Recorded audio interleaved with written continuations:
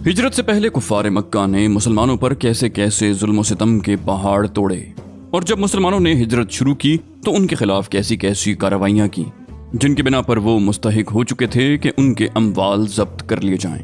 مگر اب بھی ان کی حماقت کا سلسلہ بند نہ ہوا اور وہ اپنی ستمرانیوں سے باز نہ آئے، بلکہ یہ دیکھ کر ان کا جوش غضب اور بھڑک اٹھا کہ مسلمان ان کی گرفت سے چھوٹ نکلے ہیں اور انہیں مدینے میں ایک پرامن جائے قرار مل گئی ہے۔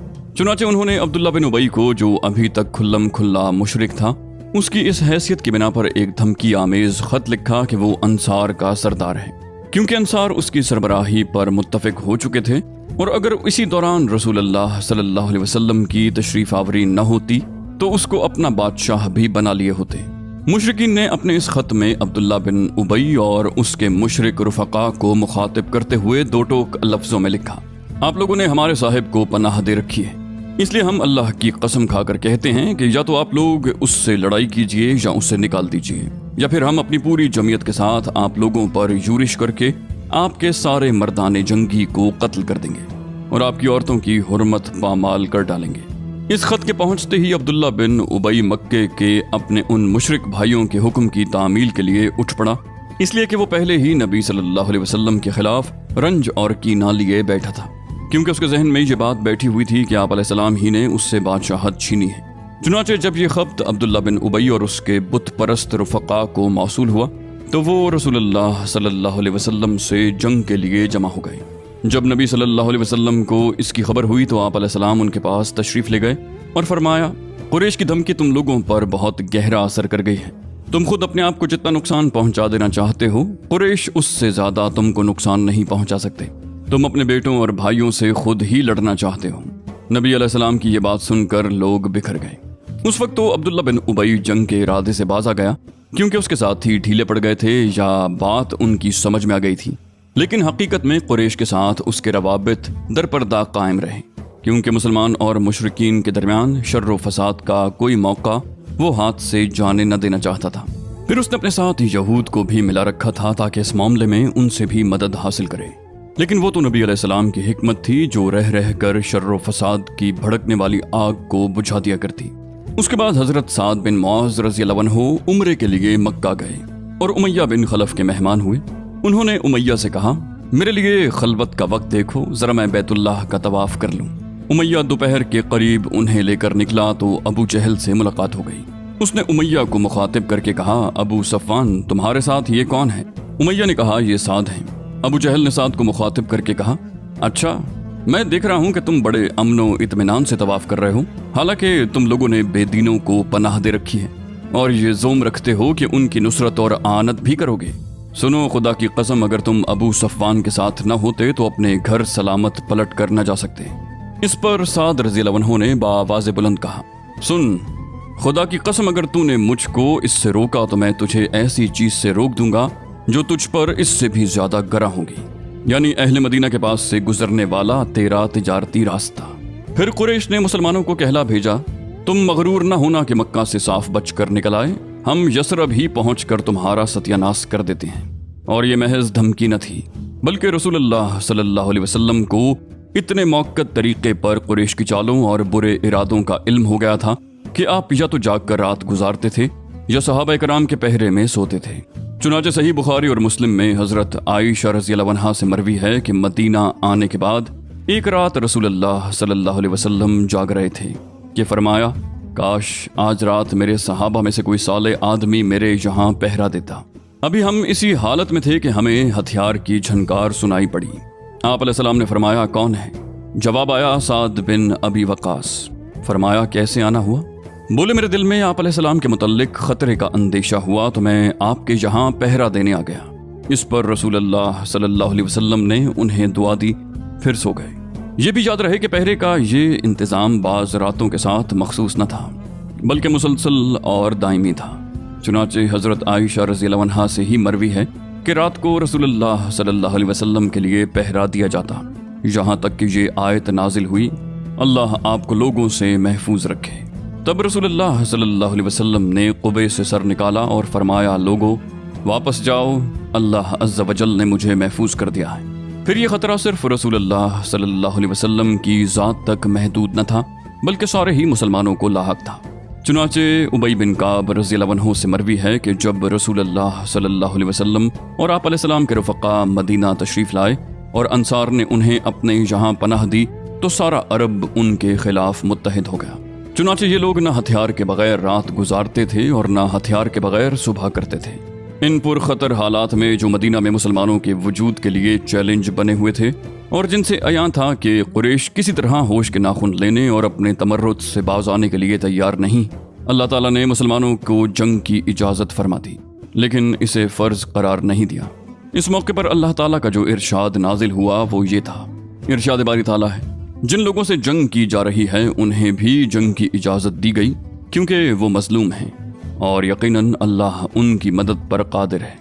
फिर इस आयत के ज़िमन में मज़ीद चंद आयतें नाजिल हुई जिनमें बताया गया कि ये इजाज़त महज जंग बराए जंग के तौर पर नहीं है, बल्कि इससे मकसूद बातिल के खात्मे और अल्लाह के शायर का क़याम है। चुनाचे आगे चलकर इरशाद हुआ, जिन्हें हम अगर ज़मीन में इक़्तिदार सौंप दें तो वो नमाज कायम करेंगे, ज़कात अदा करेंगे, भलाई का हुक्म देंगे और बुराई से रोकेंगे। सही बात जिसे कबूल करने के सिवा चारे कार नहीं यही है कि ये इजाज़त हिजरत के बाद मदीने में नाजिल हुई थी, मक्के में नाजिल नहीं हुई थी। अलबत्ता वक्त नुज़ूल का कतई तायुन मुश्किल है। जंग की इजाज़त तो नाजिल हो गई, लेकिन जिन हालात में नाजिल हुई वो चूंकि महज कुरैश की कुव्वत और तमर्रुद का नतीजा थे, इसलिए हिकमत का तकाजा ये था कि मुसलमान अपने तसल्लुत का दायरा कुरैश की उस तिजारती शाहरा तक फैला दें जो मक्के से शाम तक आती जाती है। इसीलिए रसूलुल्लाह सल्लल्लाहु अलैहि वसल्लम ने तसल्लुत के इस फैलाव के लिए दो मंसूबे इख्तियार किए। नंबर 1, जो कबाइल उस शाहरा के इर्द गिर्द या उस शाहरा से मदीने तक के दरमियानी इलाके में आबाद थे, उनके साथ हल्फ, दोस्ती और ताउन और जंग न करने का मुआहिदा। दूसरा मंसूबा उस शाहरा पर गश्ती दस्ते भेजना। पहले मंसूबे के ज़िम्न में ये वाक़या काबिल ज़िक्र है कि पिछले सफ़हात में यहूद के साथ किए गए जिस मुआहिदे की तफसील गुजर चुकी है, आप अलैहिस्सलाम ने अस्करी मुहिम शुरू करने से पहले उसी तरह की दोस्ती और ताउन और अदम जंग का एक मुआहिदा कबीला जुहैना के साथ भी किया। उनकी आबादी मदीने से 3 मरहले पर 45 या 50 मील के फासले पर वाक़ थी। इसके अलावा तलाइया गर्दी के दौरान भी आप अलैहिस्सलाम ने मुतअद्दिद मुआहिदे किए जिनका जिक्र आगे आएगा। दूसरा मंसूबा सराया और गज़वात से ताल्लुक़ रखता है। जंग की इजाज़त नाजिल होने के बाद इन दोनों मंसूबों के नफाज के लिए मुसलमानों की अस्करी मुहिम्मात का सिलसिला अमलन शुरू हो गया। तलाइया गर्दी की शक्ल में फ़ौजी दस्ते गश्त करने लगे।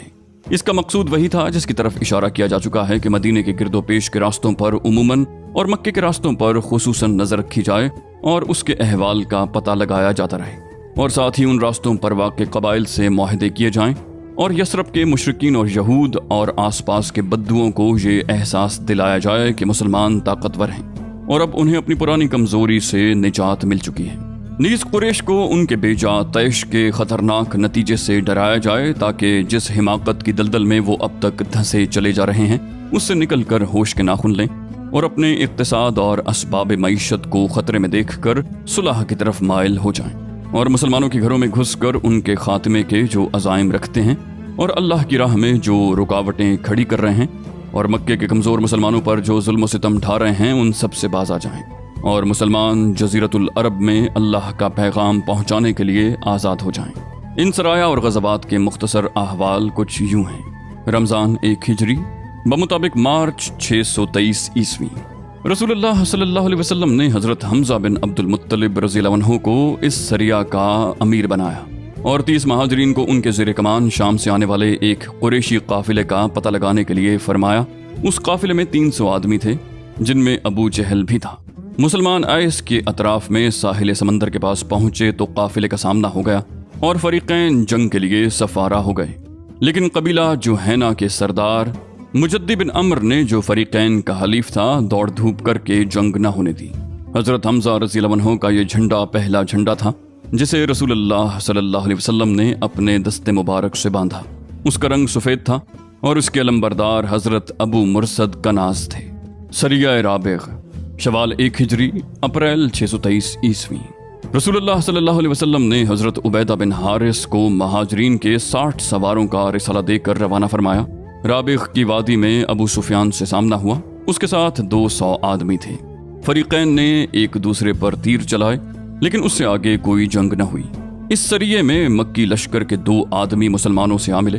एक हजरत मिक़दाद बिन अम्र अल बहरानी और दूसरे उतबा बिन गज़वान। ये दोनों मुसलमान थे और कुफार के साथ निकले ही इस मकसद से थे कि इस तरह मुसलमानों से जा मिलेंगे। हजरत अबू उबैदा रज़ियल्लाहु अन्हु का अलम सफ़ेद था और अलमबरदार हजरत मुसत्तह बिन असासा बिन मुत्तलिब बिन अब्द मनाफ थे। सरिया खर्रार ज़िक़ाद 1 हिजरी मई 623 ईस्वी। रसूलुल्लाह सल्लल्लाहु अलैहि वसल्लम ने इस सरिये का अमीर हजरत साद बिन अबी वक्कास को मुकर्रर फरमाया। उन्हें 20 आदमियों की कमान देकर कुरैश के एक काफिले का पता लगाने के लिए रवाना फरमाया और ये ताकीद फरमा दी कि खर्रार से आगे न बढ़ें। ये लोग पैदल रवाना हुए, रात को सफ़र करते और दिन में छुपे रहते। 5वें रोज़ सुबह खर्रार पहुंचे तो मालूम हुआ कि काफिला एक दिन पहले जा चुका है। इस सरिये का अलम सफ़ेद था और अलमबरदार हजरत मिक़दाद बिन अम्र थे। ग़ज़वा-ए अबवा या वद्दान, सफ़र 2 हिजरी अगस्त 623 ईस्वी। इस मुहिम में 70 महाजरीन के हमरा रसूलुल्लाह सल्लल्लाहु अलैहि वसल्लम बनफ्स नफीस तशरीफ़ ले गए थे और मदीने में हजरत साद बिन उबादा को अपना कायम मकाम मुकर्रर फरमा दिया था। मुहिम का मकसद कुरैश के एक काफिले की राह रोकना था। आप अलैहिस्सलाम वद्दान तक पहुंचे लेकिन कोई मामला पेश न आया। इसी ग़ज़वा में आप अलैहिस्सलाम ने बनु ज़मरा के सरदार वक्त अमर बिन मख्शी से हलीफाना मुआहिदा किया। मुआहिदे की इबारत ये थी, ये बनु ज़मरा के लिए मोहम्मद रसूलुल्लाह सल्लल्लाहु अलैहि वसल्लम की तहरीर है। ये लोग अपने जान और माल के बारे में मामून रहेंगे और जो इन पर यूरिश करेगा उसके खिलाफ उनकी मदद की जाएगी, इल्ला ये कि ये खुद अल्लाह के दीन के खिलाफ जंग करें। ये मुआहिदा उस वक्त तक के लिए है जब तक समंदर उनको तर करे, यानी हमेशा के लिए, और जब नबी अलैहिस्सलाम अपनी मदद के लिए उन्हें आवाज़ देंगे तो उन्हें आना होगा। ये पहली फौजी मुहिम थी जिसमें रसूलुल्लाह सल्लल्लाहु अलैहि वसल्लम बज़ाते खुद तशरीफ़ ले गए थे और 15 दिन मदीने से बाहर गुजार कर वापस आए। इस मुहिम के परचम का रंग सफ़ेद था और हज़रत हमज़ा रज़ियल्लाहु अन्हु अलमबरदार थे। ग़ज़वा-ए बुआत, रब्बिउल अव्वल 2 हिजरी सितंबर 623 ईस्वी। इस मुहिम में रसूलुल्लाह सल्लल्लाहु अलैहि वसल्लम 2 सहाबा को हमराह लेकर रवाना हुए।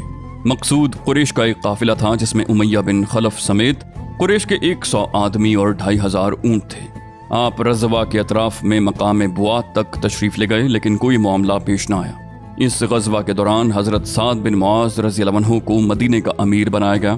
परचम सफ़ेद था और अलमबरदार हज़रत साद बिन अबी वक्कास रज़ियल्लाहु अन्हु थे। ग़ज़वा-ए सफ़वान, रब्बिउल अव्वल 2 हिजरी सितंबर 623 ईस्वी।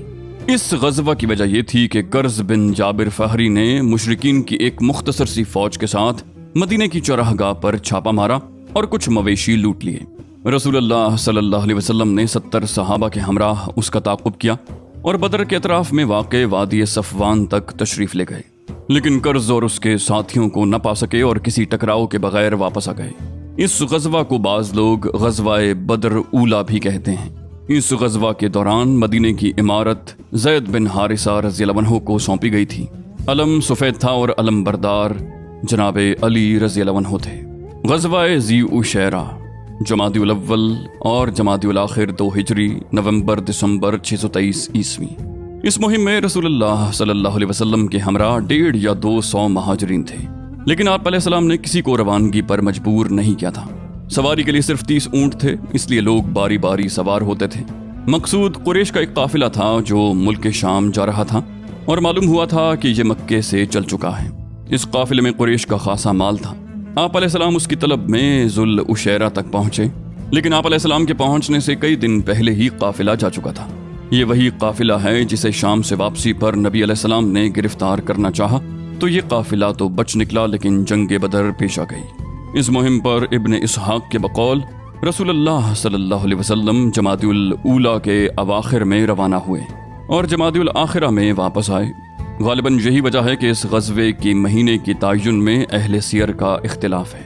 इस ग़ज़वे में रसूलुल्लाह सल्लल्लाहु अलैहि वसल्लम ने बनु मुदलिज और उनके हलीफ बनु ज़मरा से अदम जंग का मुआहिदा किया। अय्याम सफ़र में मदीना की सरबराही का काम हज़रत अबू सलमा बिन अब्दुल असद मखज़ूमी रज़ियल्लाहु अन्हु ने अंजाम दिया। इस दफ़ा भी परचम सफ़ेद था और अलमबरदारी हज़रत हमज़ा रज़ियल्लाहु अन्हु फरमा रहे थे। सरिया नखला, रजब 2 हिजरी जनवरी 624 ईस्वी। इस मुहिम पर रसूलुल्लाह सल्लल्लाहु अलैहि वसल्लम ने हज़रत अब्दुल्लाह बिन जहश रज़ियल्लाहु अन्हु की सरकर्दगी में 12 महाजरीन का एक दस्ता रवाना फरमाया। हर 2 आदमियों के लिए एक ऊंट था जिस पर बारी बारी दोनों सवार होते। दस्ते के अमीर को रसूलुल्लाह सल्लल्लाहु अलैहि वसल्लम ने एक तहरीर लिख कर दी थी और हिदायत फरमाई थी कि 2 दिन सफर कर लेने के बाद ही उसे देखेंगे। चुनाचे 2 दिन के बाद हजरत अब्दुल्लाह ने तहरीर देखी तो उसमें ये दर्ज था, जब तुम मेरी ये तहरीर देखोगे तो आगे बढ़ते जाओ यहाँ तक कि मक्का और ताइफ के दरमियान नखला में उतरो और वहाँ कुरैश के एक काफिले की घात में लग जाओ और हमारे लिए उसकी खबरों का पता लगाओ। उन्होंने समावतात कहा और अपने रुफका को उसकी इत्तला देते हुए ये फरमाया कि मैं किसी पर जबर नहीं करता। जिसे शहादत महबूब हो वो उठ खड़ा हो और जिसे मौत नागवार हो वो वापस चला जाए। बाकी रहा मैं तो मैं बहरहाल आगे जाऊंगा। इस पर सारे ही रुफका उठ खड़े हुए और मंजिल मकसूद के लिए चल पड़े। अलबत्ता रास्ते में साद बिन अबी वकास और उतबा बिन गज़वान रज़ी अल्लाहु अन्हुमा का ऊंट गायब हो गया, जिस पर ये दोनों बुजुर्ग बारी बारी सफर कर रहे थे, इसलिए ये दोनों पीछे रह गए। हजरत अब्दुल्ला बिन जहश रज़ी अल्लाहु अन्हु ने तवील मुसाफत तय करके नखला में नजूल फरमाया। वहां से कुरैश का एक काफिला गुजरा जो किशमिश, चमड़े और सामान तिजारत लिए हुए था। काफिले में अब्दुल्लाह बिन मुगीरा के 2 बेटे उस्मान और नौफिल और अम्र बिन हजरमी और हकीम बिन कैसान मौला मुगीरा थे। मुसलमानों ने बाहम मशवरा किया कि आखिर क्या करें। आज हराम महीने रज्जब का आखिरी दिन है, अगर हम लड़ाई करते हैं तो इस हराम महीने की बेहुरमती होती है और रात भर रुक जाते हैं तो ये लोग हुदूद हरम में दाखिल हो जाएंगे। उसके बाद सबकी यही राय हुई कि हमला कर देना चाहिए। चुनाचे एक शख्स ने अमर बिन हजरमी को तीर मारा और उसका काम तमाम कर दिया। बाकी लोगों ने उस्मान और हकीम को गिरफ्तार कर लिया, अलबत्ता नौफिल भाग निकला। उसके बाद ये लोग दोनों कैदियों और सामान काफिला को लिए हुए मदीना पहुंचे।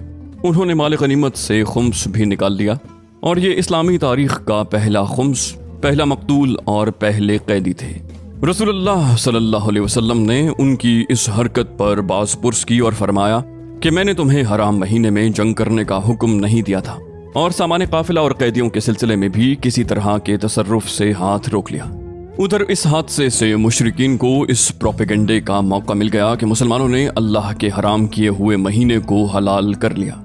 चुनाचे बड़ी चेमगोइयां हुई, यहाँ तक कि अल्लाह ताला ने वही के जरिए इस प्रोपेगेंडे की कुल्ली खोली और बताया कि मुशरिकीन जो कुछ कर रहे हैं वो मुसलमानों की हरकत से बदरजहा ज्यादा बड़ा जुर्म है। इरशाद हुआ, लोग तुमसे हराम महीने में क़िताल के मुताल्लिक दरियाफ्त करते हैं, कह दो उसमें जंग करना बड़ा गुनाह है और अल्लाह की राह से रोकना और अल्लाह के साथ कुफ्र करना, मस्जिद हराम से रोकना और उसके बाशिंदों को वहां से निकालना, ये अल्लाह के नजदीक और ज्यादा बड़ा जुर्म है और फितना कत्ल से बढ़कर है। इस वही ने सराहत कर दी कि लड़ने वाले मुसलमानों की सीरत के बारे में मुशरिकीन ने जो शोर बरपा कर रखा है उसकी कोई गुंजाइश नहीं, क्योंकि कुरैश इस्लाम के खिलाफ लड़ाई में और मुसलमानों पर जुल्म और सितम रानी में सारी ही हुर्मतें पामाल कर चुके हैं। क्या जब हिजरत करने वाले मुसलमानों का माल छीना गया और पैगंबर को कत्ल करने का फैसला किया गया तो ये वाकया शहर हराम मक्का से बाहर कहीं और का था? फिर क्या वजह है कि अब उन हरमात का तकद्दुस अचानक पलट आया और उनका चाक करना बाइस नंगो आर हो गया?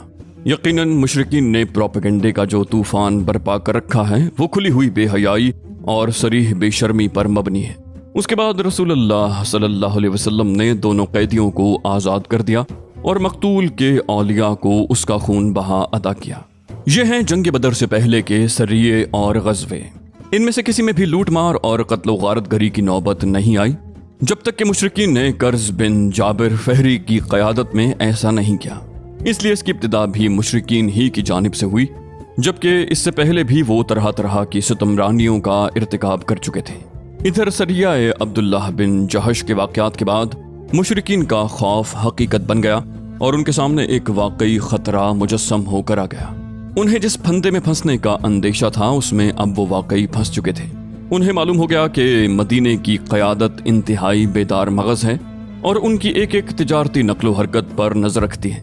मुसलमान चाहें तो 300 मील का रास्ता तय करके उनके इलाके के अंदर उन्हें मार काट सकते हैं, कैद कर सकते हैं, माल लूट सकते हैं और उन सब के बाद सही सालिम वापस भी जा सकते हैं। मुशरिकीन की समझ में आ गया कि उनकी शामी तिजारत अब मुस्तकिल खतरे की जद में है, लेकिन इन सब के बावजूद अपनी हिमाकत से बाज आने और जुहैना और बनु ज़मरा की तरह सुलह सफाई की राह इख्तियार करने की बजाय अपने जज्बा गैज़ व गज़ब और जोशे बुग़्ज़ व अदावत में कुछ और आगे बढ़ गए और उनके सनादीद व अकाबिर ने अपनी इस धमकी को अमली जामा पहनाने का फैसला कर लिया کہ مسلمانوں کے گھروں میں گھس کر ان کا صفایا کر دیا جائے۔ چنانچہ یہی طیش تھا جو انہیں میدان بدر تک لے آیا۔ باقی رہے مسلمان تو اللہ تعالیٰ نے حضرت عبداللہ بن جہش رضی اللہ عنہ کے سریہ کے بعد شعبان 2 ہجری میں ان پر جنگ فرض قرار دے دی اور اس سلسلے میں کئی واضح آیات نازل فرمائیں۔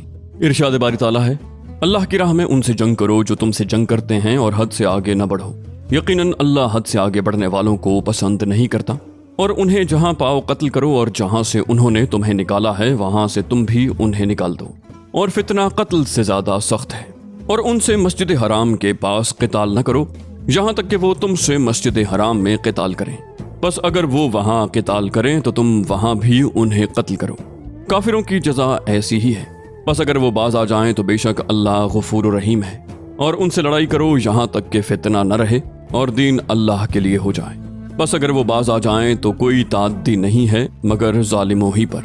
اس کے جلد ہی بعد دوسری نوع کی آیات نازل ہوئیں جن میں جنگ کا طریقہ بتایا گیا اور اس کی ترغیب دی گئی اور بعض احکامات بھی بیان کیے گئے۔ چنانچہ ارشاد ہے، بس جب تم لوگ کفر کرنے والوں سے ٹکراؤ تو گردنیں مارو یہاں تک کہ جب انہیں اچھی طرح کچل لو تو جکڑ کر باندھو، اس کے بعد یا تو احسان کرو یا فدیہ لو یہاں تک کہ لڑائی اپنے ہتھیار رکھ دے، یہ ہے تمہارا کام، اور اگر اللہ چاہتا تو خود ہی ان سے انتقام لے لیتا، لیکن وہ چاہتا ہے کہ تم میں سے بعض کو بعض کے ذریعے آزمائے، اور جو لوگ اللہ کی راہ میں قتل کیے جائیں اللہ ان کے اعمال کو ہرگز رائیگاں نہ کرے، اللہ ان کی رہنمائی کرے گا اور ان کا حال درست کرے گا اور ان کو جنت میں داخل کرے گا جس سے ان کو واقف کرا چکا ہے۔ اے اہل ایمان، اگر تم نے اللہ کی مدد کی تو اللہ تعالیٰ تمہاری مدد کرے گا اور تمہارے قدم ثابت قدم رکھے گا۔ اس کے بعد اللہ تعالیٰ نے ان لوگوں کی مذمت فرمائی جن کے دل جنگ کا حکم سن کر کانپنے اور دھڑکنے لگے تھے۔ فرمایا تو جب کوئی محکم صورت نازل کی جاتی ہے اور اس میں قتال کا ذکر ہوتا ہے تو تم دیکھتے ہو کہ جن لوگوں کے دلوں میں بیماری ہے وہ تمہاری طرف اس طرح دیکھتے ہیں جیسے وہ شخص دیکھتا ہے جس پر موت کی غشی طاری ہو رہی ہو۔ حقیقت یہ ہے کہ جنگ کی فرضیت اور ترغیب اور اس کی تیاری کا حکم حالات کے تقاضے کے عین مطابق تھا، حتیٰ کہ اگر حالات پر گہری نظر رکھنے والا کوئی کمانڈر ہوتا تو وہ بھی اپنی فوج کو ہر طرح کے ہنگامی حالات کا فوری مقابلہ کرنے کے لیے تیار رہنے کا حکم دیتا، لہٰذا وہ پروردگار برتر کیوں نہ ایسا حکم دیتا جو ہر کھلی اور ڈھکی بات سے واقف ہے۔ حقیقت یہ ہے کہ حالات حق و باطل کے درمیان ایک خونریز اور فیصلہ کن مارکے کا تقاضا کر رہے تھے، خصوصاً سریہ عبداللہ بن جہش کے بعد، جو کہ مشرکین کی غیرت و حمیت پر ایک سنگین ضرب تھی اور جس نے انہیں کباب سیخ بنا رکھا تھا۔ احکام جنگ کی آیات کے سیاق و سباق سے اندازہ ہوتا تھا کہ خونریز مارکے کا وقت قریب ہی ہے اور اس میں آخری فتح و نصرت مسلمانوں ہی کو نصیب ہوگی۔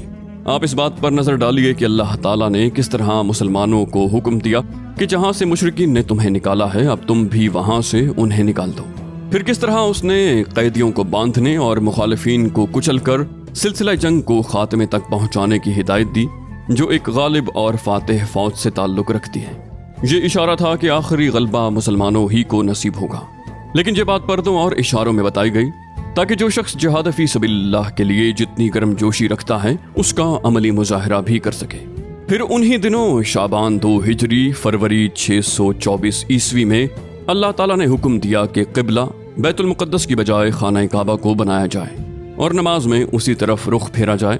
اس کا فائدہ یہ ہوا کہ کمزور اور منافق یہود جو مسلمانوں کی صف میں محض اضطراب اور انتشار پھیلانے کے لیے داخل ہو گئے تھے کھل کر سامنے آ گئے اور مسلمانوں سے علیحدہ ہو کر اپنی اصل حالت پر واپس چلے گئے، اور اس طرح مسلمانوں کی صفیں بہت سے غداروں اور خیانت کوشوں سے پاک ہو گئیں۔ تحویل قبلہ میں اس طرف بھی ایک لطیف اشارہ تھا کہ اب ایک نیا دور شروع ہو رہا ہے جو اس قبلے پر مسلمانوں کے قبضے سے پہلے ختم نہ ہوگا، کیونکہ یہ بڑی عجیب بات ہوگی کہ کسی قوم کا قبلہ اس کے دشمنوں کے قبضے میں ہو، اور اگر ہے تو پھر ضروری ہے کہ کسی نہ کسی دن اسے آزاد کرایا جائے۔ ان احکام اور اشاروں کے بعد مسلمانوں کی نشاط میں مزید اضافہ ہو گیا اور ان کے جہاد فی سبیل اللہ کے جذبات اور دشمن سے فیصلہ کن ٹکر لینے کی آرزو کچھ اور بڑھ گئی۔